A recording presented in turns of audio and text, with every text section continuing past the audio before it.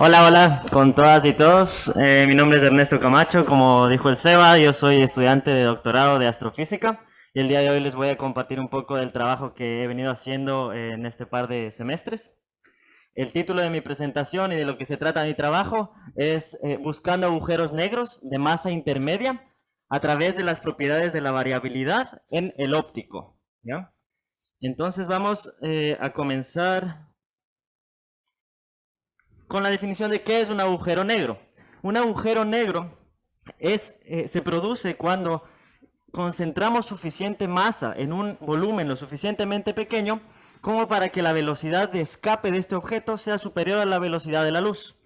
¿Ya? Entonces tiene que ver con la gravedad, ¿no es cierto? La gravedad es una deformación del espacio-tiempo. ¿Ya? Entonces cuando nosotros tenemos masa en el espacio, esta va a deformar el espacio-tiempo, como se puede ver en esta representación en 3 dimensiones, y por tanto todo objeto que se acerque a este objeto masivo va a comenzar a rotar o a orbitar alrededor de él. Entonces, por ejemplo, para nuestro planeta Tierra, la velocidad de escape que nosotros tenemos cuando estamos en su superficie es superior a 40.000 kilómetros por hora.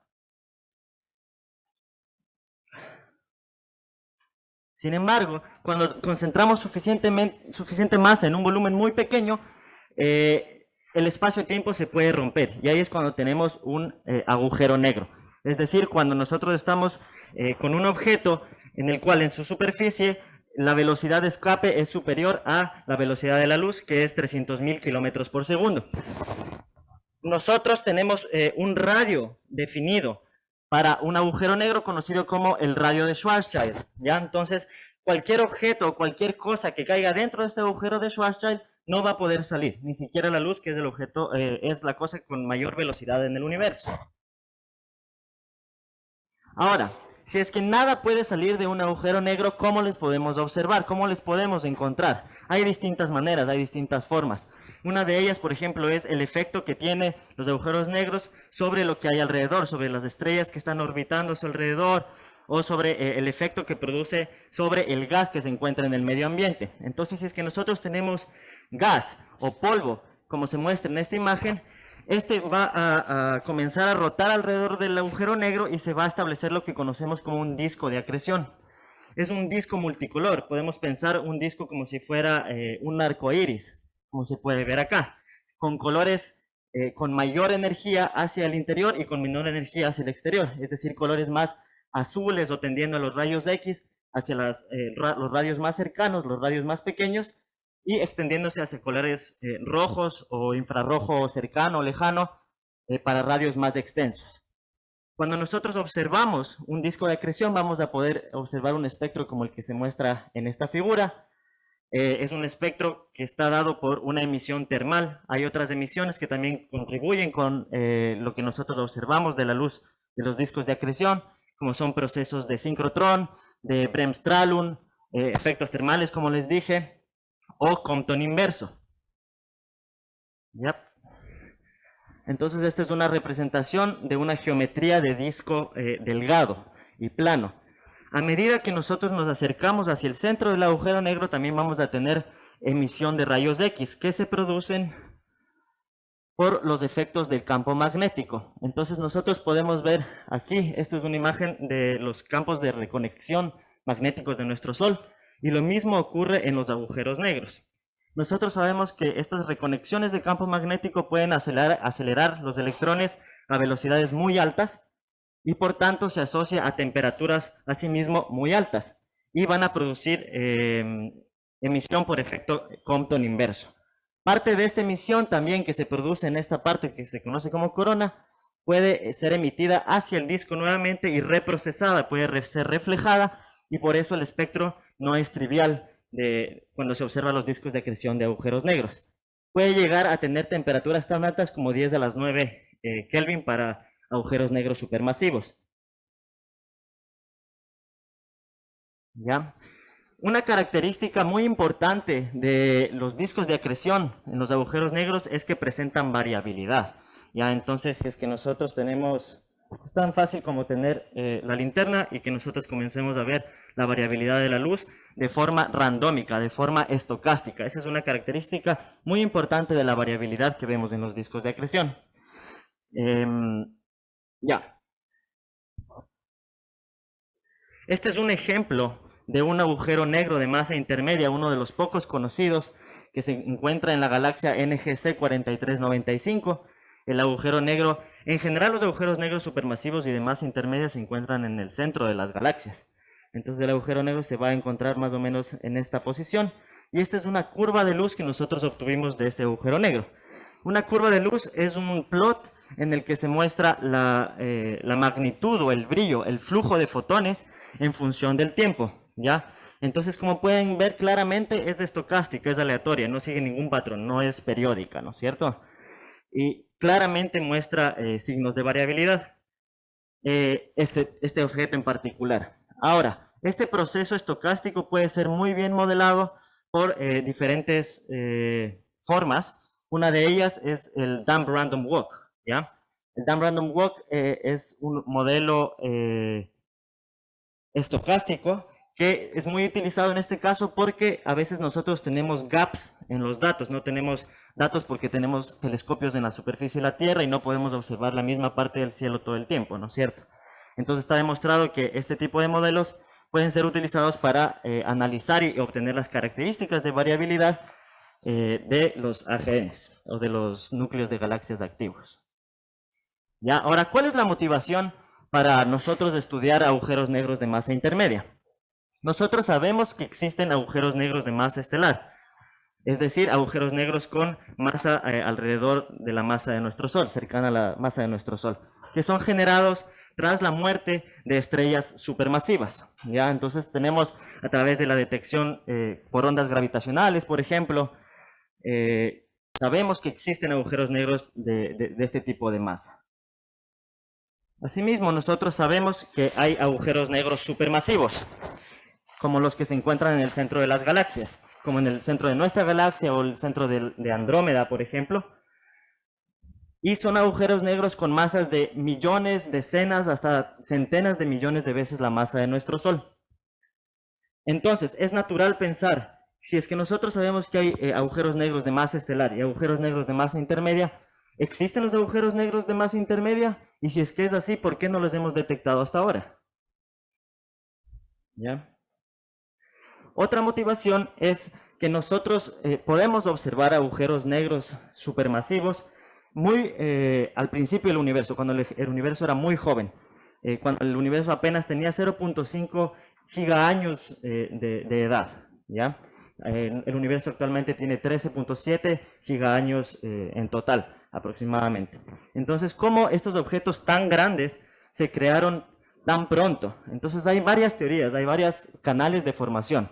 Entre ellos es el colapso directo de protogalaxias o el colapso directo de nubes moleculares extremadamente grandes, la fusión de protogalaxias o la creación de agujeros negros semilla por la muerte de estrellas muy jóvenes y extremadamente masivas con masas mayores a 100 veces la masa de nuestro Sol y que posteriormente comenzaron a tragar materia muy rápidamente y por largos periodos de tiempo hasta crear agujeros negros supermasivos. Todos los distintos canales de formación de agujeros negros supermasivos van a dar como resultado una población de agujeros negros de masa intermedia que va a variar dependiendo de cuál es el canal dominante. Entonces es importante estudiar este tipo de agujeros negros, los de masa intermedia, para saber cómo carajos se formaron estas cosas gigantes, ¿ya? Que son súper interesantes además. Ya, y bueno, eso es lo que dije.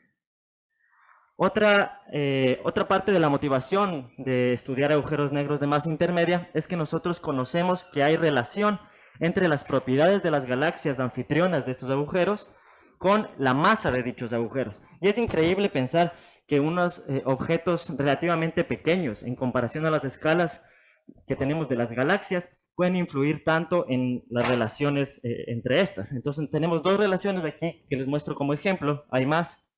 Este de aquí, por ejemplo, es una relación entre la masa del agujero negro en el eje vertical y la velocidad de dispersión de los objetos que se encuentran en el bulbo de la galaxia. ¿Ya? La velocidad de dispersión, como dice el nombre, es la velocidad a la que se mueven radialmente fuera del centro. Hay una clara correlación, ¿no es cierto? Aquí, y lo que nosotros nos preguntamos es, ¿esta correlación sigue siendo pertinente para masas más bajas, para masas alrededor del rango que comprende los agujeros negros de masa intermedia? Y lo mismo acá, aquí es una correlación entre la masa del agujero negro y esto era la luminosidad del bulbo. Entonces, lo mismo, queremos ver si es que acá abajo se sigue cumpliendo esta correlación o hay un corte, si es que la física es distinta o no. Y esto nos puede ayudar también a entender la relación entre la evolución del agujero negro y su galaxia anfitrión, que es sumamente importante porque además conocemos que los agujeros negros influyen en la formación o no de estrellas alrededor. ¿Ya? Otro punto como motivación para nuestro trabajo es sobre la variabilidad. Como les comenté, la variabilidad es algo muy importante en los agujeros negros porque es una huella dactilar, es una característica fundamental y relevante dentro de todas las características que presentan. Lo que queremos saber es si es que los procesos de acreción que nosotros vemos, o sea, cómo el agujero negro está tragando materia, bueno, y no solo el agujero negro, sino otro tipo de objetos como enanas blancas o agujeros negros de masa estelar, si es que los procesos de acreción son invariantes independientemente de la escala del objeto que está en el centro, ¿ya? Entonces, esta es una relación que sacó Burke en 2020, en el que él compara la variabilidad del tiempo característico de la variabilidad versus la masa para un grupo de agujeros negros supermasivos y él estudia también enanas blancas y ve que hay una correlación lineal, ¿verdad? Aquí. Entonces lo que nosotros queremos hacer es llenar este plot aquí con agujeros negros de masa intermedia y ver si es que esto se mantiene o no. Y de esta manera nosotros queremos confirmar si es que la variabilidad es una herramienta para encontrar y para caracterizar los agujeros negros en general, de masa intermedia.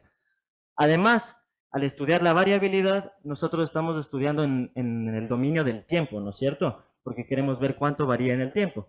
Y no necesitamos de instrumentos tan poderosos para resolver, por ejemplo, agujeros negros, porque es muy difícil resolverlos espacialmente, así como nos tomó décadas sacarle foto al agujero negro que está aquí nomás en el centro de nuestra galaxia, y una galaxia que está más lejos va a ser todavía más difícil, ¿no es cierto? Entonces en la escala temporal es más fácil. Ahora el problema es que la estadística que tenemos es muy baja, nos faltan objetos para poder hacer conclusiones contundentes. Ya, ahora un poco sobre los instrumentos que utilizamos. Nosotros utilizamos datos principalmente que vienen del ZTF, que es el Zwicky Transient Facility. Es un telescopio ubicado en California, en Estados Unidos. Tiene una ingesta de datos de alrededor de 1.4 terabytes por noche, o sea, estúpidamente grande. Tiene una cadencia de observación de 2 a 3 días aproximadamente y produce más o menos 1 millón de alertas por noche, o sea, un montón. Esto es procesado por Alerce, por ejemplo, es un grupo con el que yo trabajo. Y nosotros queremos prepararnos para el futuro para la utilización del Vera Rubin Telescope, que es un telescopio ubicado en La Serena, aquí en Chile, y eso me parece espectacular. Entonces, ¿cómo funcionan estos objetos, estos telescopios, perdón? Con una técnica que se llama fotometría forzada de la imagen de diferencia.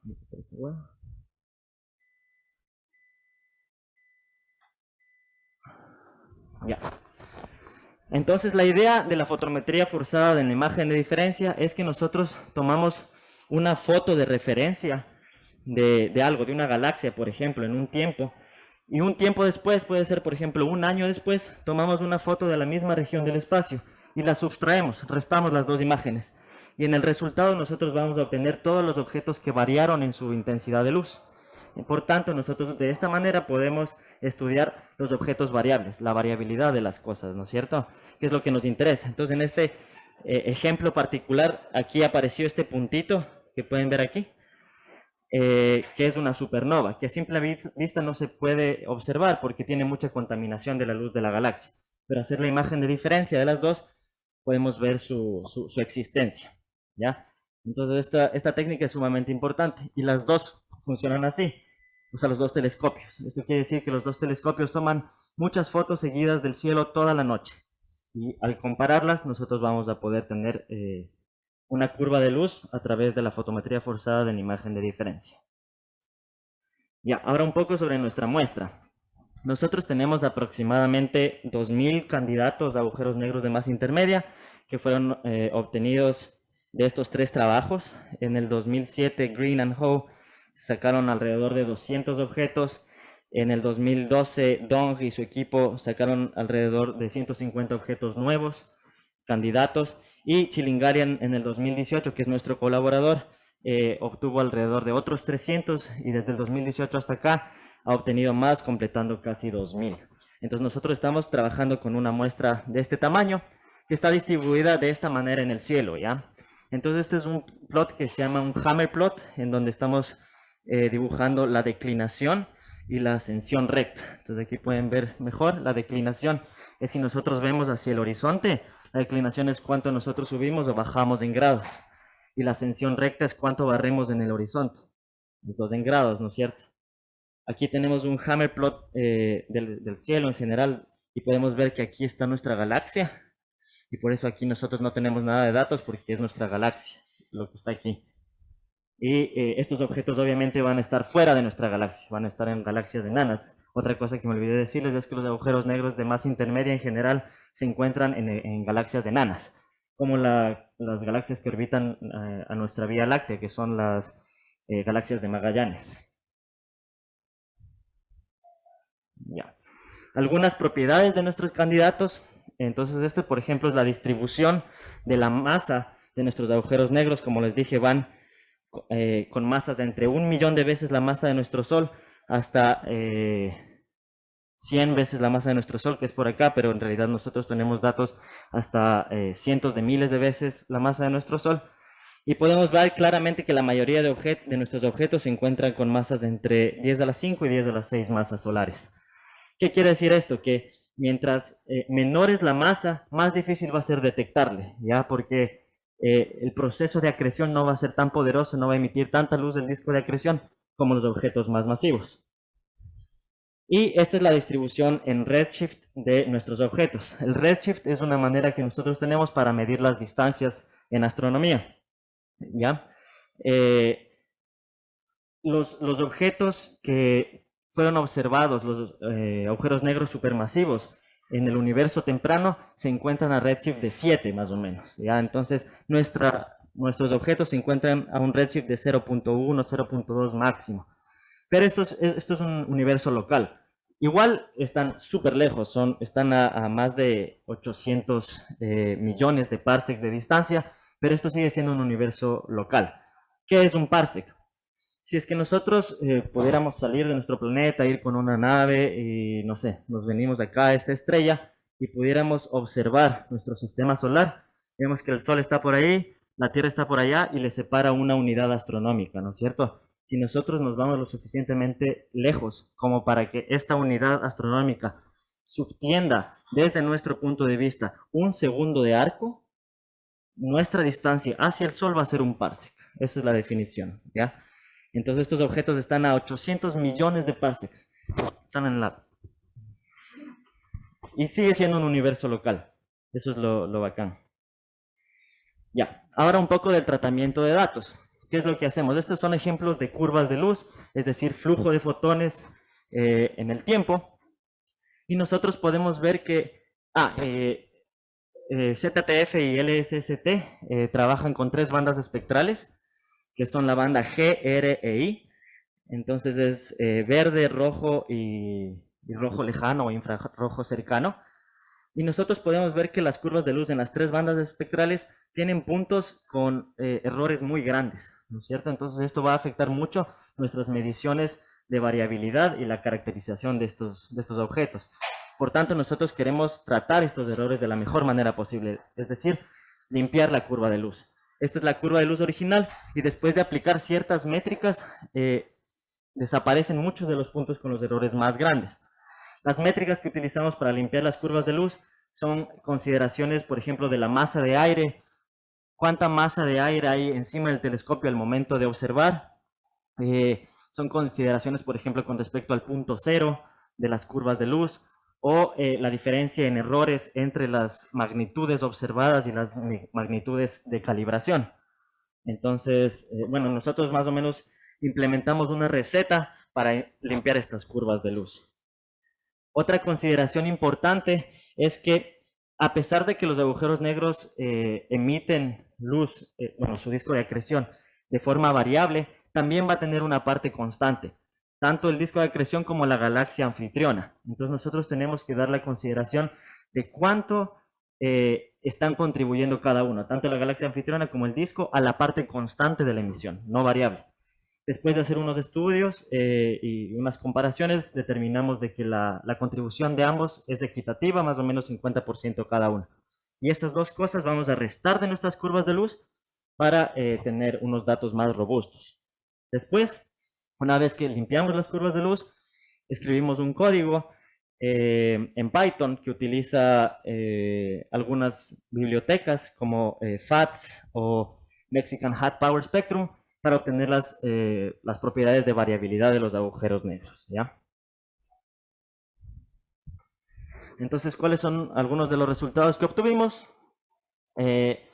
Nosotros utilizamos, bueno, les voy a mostrar aquí solo dos de las métricas que utilizamos. Una de ellas es el p-bar, que es la probabilidad de que la fuente sea intrínsecamente variable.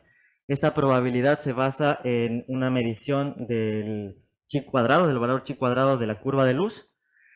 Y se define, en la literatura se define que cualquier cosa que tenga un p-bar mayor a 0.95 va a ser variable.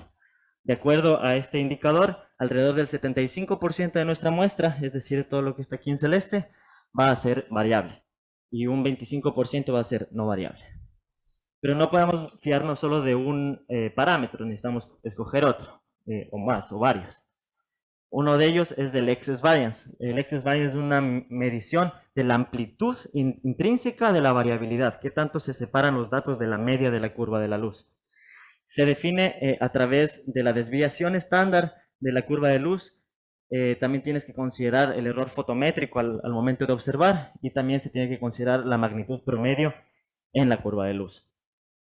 Cualquier cosa que sea variable va a tener un excess variance positivo, ¿no es cierto? Porque va a estar dominado por la desviación estándar de la curva de luz. Cualquier cosa que tenga un excess variance negativo va a estar dominado por el error y por tanto no va a ser no variable. De acuerdo a este parámetro, alrededor del 70% de nuestra muestra es variable y el otro 30% no es variable. Y esto es un poco de los otros resultados que obtuvimos. Aquí les estoy mostrando un plot en el que el eje vertical, el eje Y, muestra el damping timescale, no me acuerdo en español, no importa, pero es un tiempo característico para que, amortiguamiento, tiempo de amortiguamiento, tiempo característico para que la señal, cuando está variando, vuelva a la media, ¿ya? Es decir, el tiempo característico para que dos puntos en la curva de luz sean no correlacionados, ¿ya? Y estoy ploteando esto versus la masa del agujero negro. Aquí estoy utilizando una muestra de agujeros negros supermasivos dados por el trabajo de Paula, que son estos puntos azules, y mis objetos, los candidatos, son estos rojos. Y aquí de nuevo es el damn random walk. Entonces el damn random walk es como el camino de un borracho, ¿no es cierto? Un borracho que está en la mierda y va caminando como aleatoriamente, ¿no es cierto? Y la idea es que es amortiguado, porque nosotros necesitamos que la señal de alguna forma regrese a la media. O sea, puede variar e irse muy lejos, pero nosotros necesitamos que se quede en la media y por eso es amortiguado. Según este gráfico... otra cosa. Nosotros esperaríamos que los agujeros negros más pequeños tengan un tiempo de variabilidad característico más corto, porque estos agujeros negros van a ser más pequeños, ¿no es cierto? Entonces el radio del disco va a estar más próximo al horizonte de eventos. Entonces la variabilidad en ese radio va a ser mucho más rápida. ya a diferencia de los agujeros negros de mayor masa, que esperamos que varíen en el orden de meses, de años. Nuestros objetos van a variar en el orden de días, horas, minutos, que también es asombroso porque estamos hablando de objetos absurdamente grandes y que varían en escalas de tiempo tan rápido, es increíble. Pero aquí obviamente vemos un problema, que tenemos una dispersión enorme de nuestros datos. En estos puntos, como no sabemos qué onda, estos puntos no sabemos qué onda, entonces algo pasa, ¿no es cierto? Algo falta. Estamos tal vez, falta limpiar las curvas de luz, tal vez la calibración que está dando ZTF no es suficiente, no es suficientemente buena, no sabemos qué pasa, ¿ya? Entonces, por eso nosotros ahora, lo que estamos haciendo, lo que estoy haciendo en este instante, es una recalibración, ¿ya? Entonces, lo que yo hago en este instante es tomar un agujero negro, un candidato a agujero negro, y escojo un radio alrededor de este agujero negro para eliminar esa parte del cielo y buscar fuentes de calibración lejos de ese radio. Es decir, hago un hueco como si fuera un queso suizo, ¿no es cierto? Escojo una fuente cualquiera, randómicamente, que tenga una magnitud similar a mi agujero negro, que sea observada por el mismo CCD, por el mismo cuadrante, en el mismo campo. Selecciono esta fuente, hago otro hueco en el queso. Y así, y hasta que obtengo 10 fuentes. De esas 10 fuentes yo construyo una curva de luz promedio entre todas. Y la idea es sustraer esta curva de luz promedio de la curva de luz de mi agujero negro para eliminar todos los posibles errores intrínsecos sistemáticos del instrumento, ¿ya? Pero esto es algo que no es trivial hacer, o sea, no sé, no puedo, está difícil. Ya, y aquí les dejo unas imágenes de algunos candidatos a agujeros negros de masa intermedia que tenemos. No sé, a mí me inspira como, me gusta full como ver este tipo de cosas después de estar ahí como escribiendo horas en código y ver este tipo de imágenes, digo como ya me acuerdo por qué lo estoy haciendo, ¿cachai? Ya, entonces un poco las conclusiones.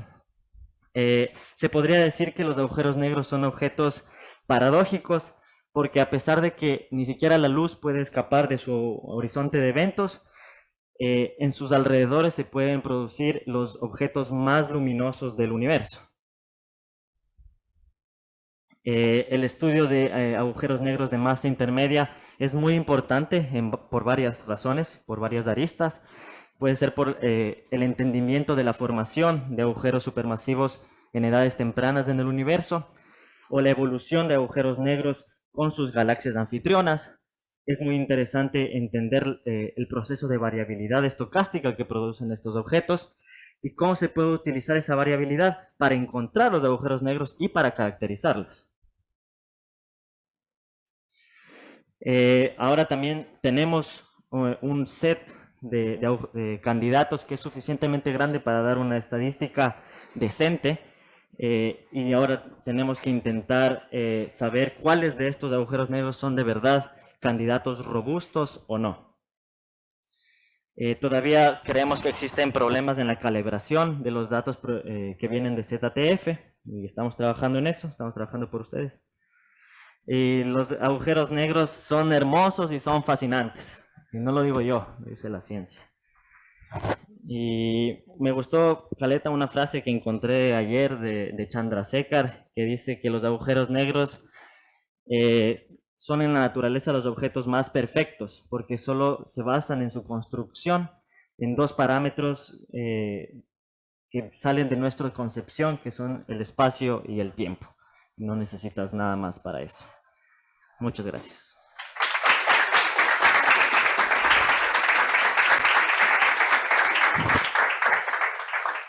Entonces, gente, vamos a parte de las preguntas, así que hay preguntas en público. Si te quieren consultar.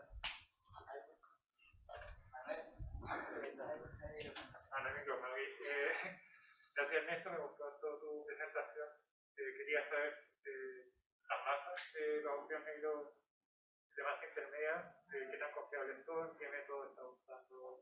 Ya, esa es una muy buena pregunta. Se utiliza el método de observar la línea H alfa. ¿Ya? Entonces, para gente que no sabe, se mide el espectro del agujero negro y se mide las líneas de emisión que hay en los alrededores del agujero negro. Estas líneas de emisión son transiciones, por ejemplo, de los electrones dentro del átomo de hidrógeno.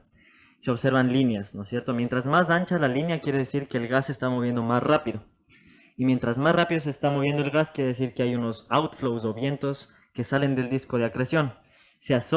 Hay trabajos que asocian esta velocidad con la masa del agujero negro. Entonces así es como lo están midiendo, con la línea H alfa.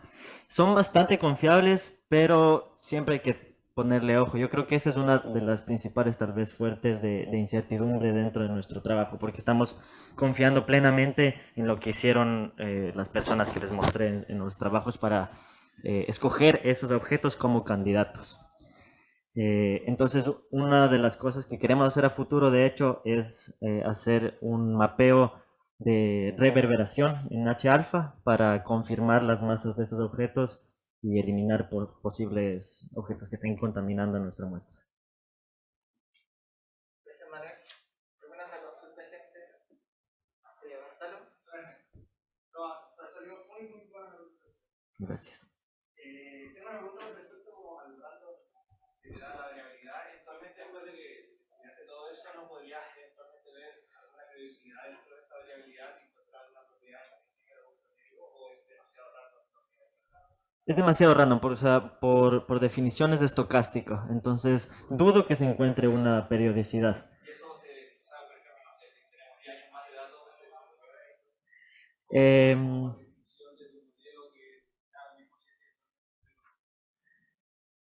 Yo creería que no se podría ver nada. De hecho, sí hay trabajos que estudian curvas de luz de agujeros negros, pero simplemente supermasivos que tienen curvas de luz de más de 10 años y no se encuentra nada.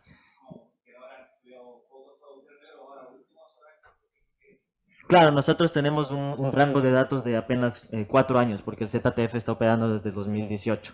Entonces, podría ser, pero en lo personal yo creería que no se podría encontrar nada periódico ahí. pensando en los efectos que podría tener el tipo de acreción alrededor del agujero negro, que le va dando más al agujero negro, ¿se observa algún tipo de drift del promedio de la variabilidad? No te Es entiendo. decir, el efecto de la acreción, de que el agujero negro gane masa, hace que cambie su variabilidad en escala de tiempo que hayamos medido. Ah, ya. No en nuestras escalas de tiempo, porque el crecimiento del agujero negro no es lo suficientemente rápido como para influenciar en la variabilidad de este. Si crecieran mucho más rápido, sí, habría un cambio considerable y notorio. Pero en las escalas de tiempo del crecimiento de estos objetos, en nuestras escalas, o sea, en las escalas que podríamos observar, no. Si pudiéramos vivir por millones de años, capaz sí.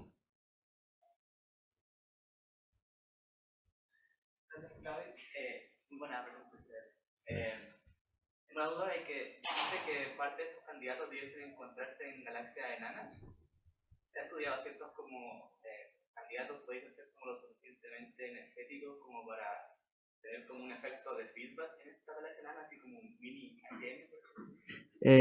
Ya, el problema es que hay solo 3 objetos que están confirmados como agujeros negros de masa intermedia y de hecho estos objetos ni siquiera se sabe con certeza cuál es su masa, o sea, varía en medio orden o un orden de magnitud su determinación de masa. Entonces, sí, de hecho son como mini AGNs, pero no tenemos suficientes datos o observaciones como para cachar de manera general los efectos de feedback que tienen sobre las galaxias enanas. ¿En las unidades cosmológicas consideran el feedback de esos ángeles o solamente los supermasivos? Yo creo que solo los supermasivos, porque igual en las galaxias enanas eh, no representan, no son tan consideradas como las galaxias, entre comillas, normales. De hecho, hay un trabajo como súper bacán que leí hace poco que estudia la posibilidad de existencia de agujeros negros de masa intermedia dentro de nuestra galaxia que hayan venido tras la Vía Láctea haber acretado galaxias enanas y que estos agujeros negros están solo dando vueltas por ahí, pero como no hay gas, suficiente gas a su alrededor, no se establece un disco de acreción. Entonces, ¿cómo podríamos detectarles? Eso. Gracias, esto muy buenas. Tengo una duda que está un poco de ignorancia.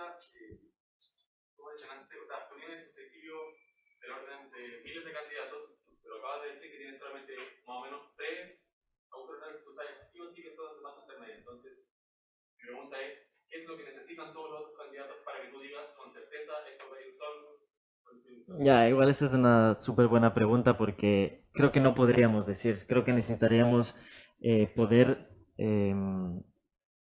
verles, resolverles espacialmente y ver su efecto dinámico en las estrellas a su alrededor o en el gas a su alrededor.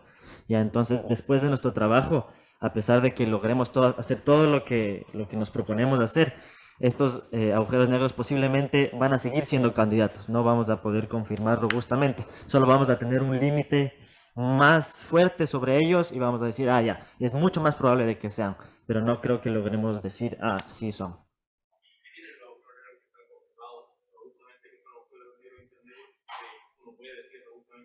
Que están más cerca y puedes verles. Y ahí como se los puede observar en varias bandas a través de varios efectos que tienen a su alrededor. Entonces son como muy, muy bien estudiados.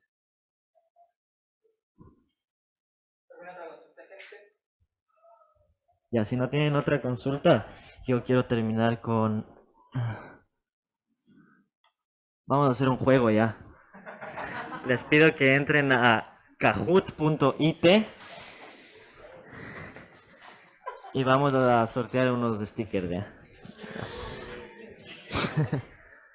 Entonces entran ahí y lastimosamente solo permite 10 personas del juego, entonces apúrense. Ingresan este código o entran con el QR.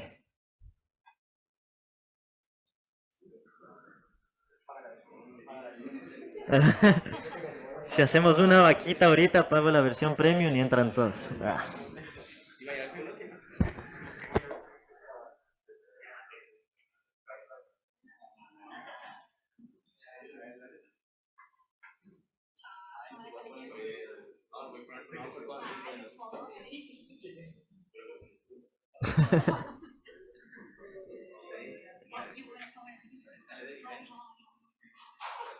Ya. Ah, sí entraron más. Entren nomás.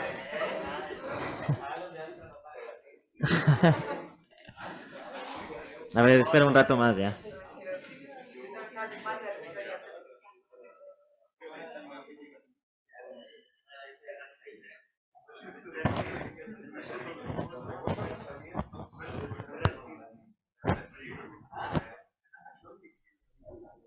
¿Listes?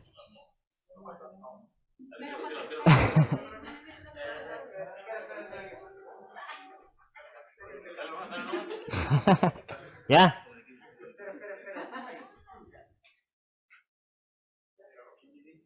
Ya, voy a empezar, ¿ya?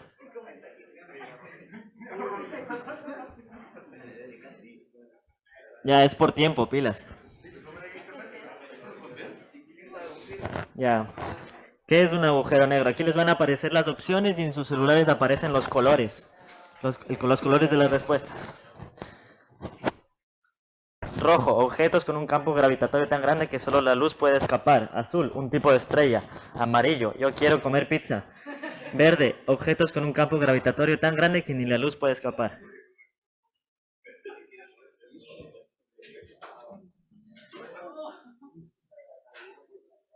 Vamos.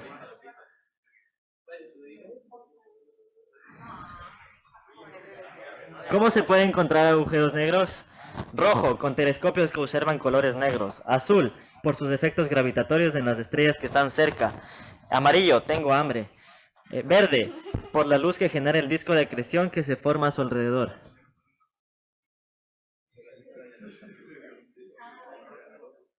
Buena.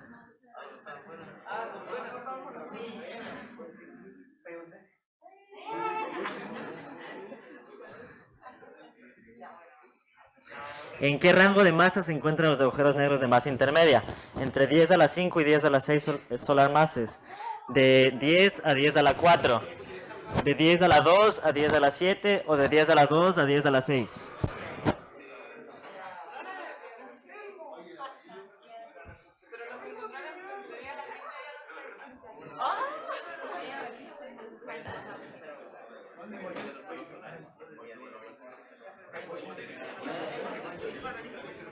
¿Por qué los agujeros negros de masa intermedia son importantes?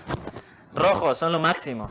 Azul, nos ayudan a entender la coevolución black hole más galaxia anfitriona, entre otras. Nos ayudan en amarillo, nos ayudan a entender la formación de planetas y sus lunas, entre otras. Verde, pizza, por favor.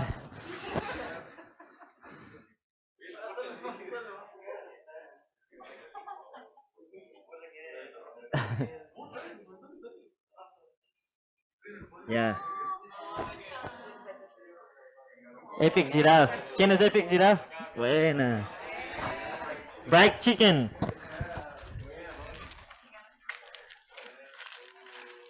Focus Goose. ¡Ah!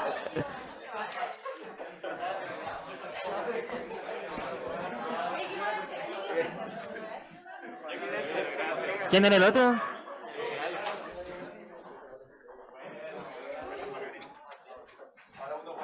Buena, de nada. Ya, muchas gracias.